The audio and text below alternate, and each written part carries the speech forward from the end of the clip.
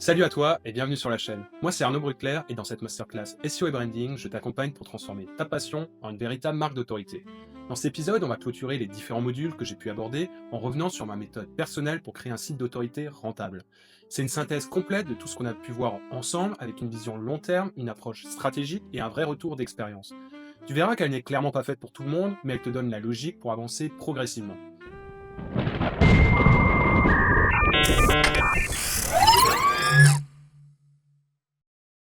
La toute première étape de ma méthode, c'est de toujours partir d'un besoin utilisateur clair. Pour ça, je vais analyser un marché avec lequel j'ai une affinité afin de trouver un besoin auquel je vais pouvoir répondre mieux que mes concurrents.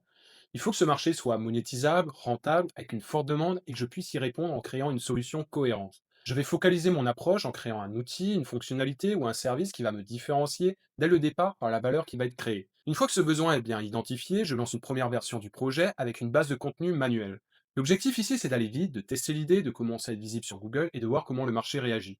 Je me concentre alors sur quelques pages stratégiques bien optimisées qui vont me permettre d'avoir mes premières données, mes premiers visiteurs et mes premiers signaux SEO.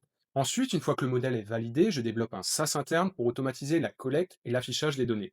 Ce SaaS me permet d'industrialiser la production de pages, d'enrichir le site avec des données dynamiques et surtout de poser une barrière technique à l'entrée. C'est ce qui rend le projet beaucoup plus difficile à copier tout en augmentant la valeur perçue.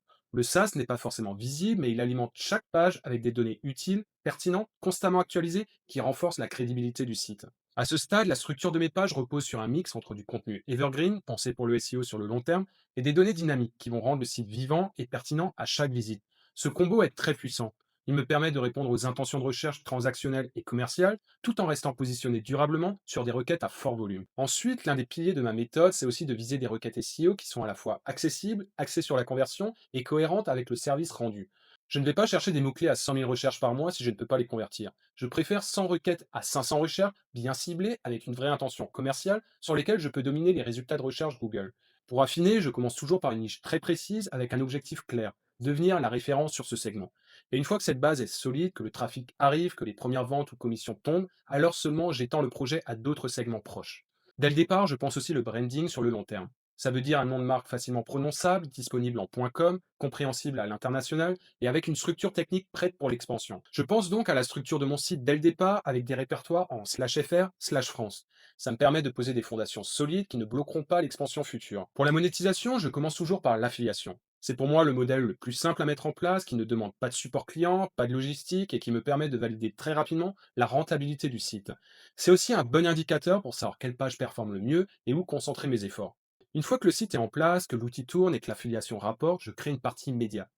Plutôt que de créer un média classique où ce sont généralement les rédacteurs qui vont chercher l'information, je fais en sorte que ce soit l'inverse. C'est les informations provenant de l'outil qui viennent directement vers les rédacteurs. Ça leur permet d'écrire facilement des contenus de qualité tout en limitant l'effort.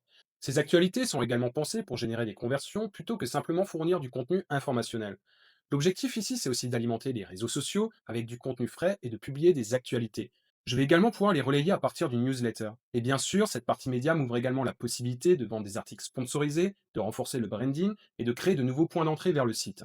Le projet se retrouve donc à ce stade avec deux pôles complémentaires. D'un côté, l'outil, qui a une forte valeur ajoutée, du contenu structuré et des données automatiquement mises à jour, et de l'autre, le média, avec du contenu plus léger, plus éphémère, pensé pour la visibilité et le partage. Les deux se soutiennent mutuellement, avec le média qui fidélise l'audience et l'outil qui favorise les conversions. Plus le projet devient rentable, plus j'investis dans la qualité. Que ce soit sur les articles, les vidéos, les visuels ou les podcasts, l'idée est d'élever le niveau pour renforcer la crédibilité globale du site. C'est aussi ce qui va permettre potentiellement un affichage sur Google Discover et d'obtenir des partages organiques plus facilement. En parallèle, je traque un maximum de données, que ce soit les taux de clics, les taux de conversion et les comportements utilisateurs. Je fais également chaque mois un reporting de mes positions SEO sur les mots-clés visés. Tous ces KPI me permettent d'optimiser l'UX, d'améliorer les pages qui ont de bonnes performances et d'étendre ma stratégie.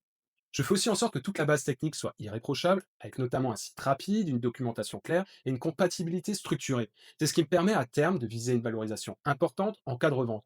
Et même si je ne vends pas, je peux faire évoluer le projet sereinement tout en déléguant plus facilement. Alors bien sûr, cette méthode ne s'adresse pas à tout le monde. Elle s'appuie sur mes compétences tech, mon expérience SEO et ma capacité à piloter une équipe. Ce n'est clairement pas l'approche que je recommande pour un débutant, mais elle te donne un cadre, une vision long terme et une manière d'aborder un projet comme un vrai actif. Certains vont par exemple commencer par un simple blog, d'autres vont vendre un produit physique, alors que d'autres vont agréger des services existants. Il y a une infinité de méthodes. Le plus important, c'est de choisir celle qui est alignée avec tes compétences, ta vision et ton ambition. Et le plus important surtout, c'est de toujours commencer petit. Ne brûle pas les étapes. Valide chaque palier avant de passer au suivant. Et si un palier ne marche pas, prends le temps de le réajuster et de l'améliorer. C'est une approche qui prend plusieurs années et qui construit une vraie marque d'autorité sur le long terme. C'est exactement ce qu'on fait des sites comme Ahref avec leur outil SEO, Allociné avec leur base de données de films ou Welcome to the Jungle avec leur plateforme de recrutement. Ils ont d'abord lancé un service vraiment utile, puis construit autour un média riche en contenu. On appelle ce modèle un médiathèque en anglais et il n'y a pas de traduction littérale en français. C'est pour moi l'un des modèles les plus solides pour créer une marque d'autorité rentable. C'est tout pour cet épisode. J'espère qu'il t'aura permis de mieux comprendre ma méthode et la vision que j'applique sur mes nouveaux projets. Si c'est le cas, pense à mettre un like et à t'abonner à la chaîne pour soutenir la masterclass. Et si tu veux retrouver cet épisode avec des bonus supplémentaires, tu peux te rendre sur mon site internet, le lien se trouve dans la description. Je te donne rendez-vous dans le prochain épisode. À très vite.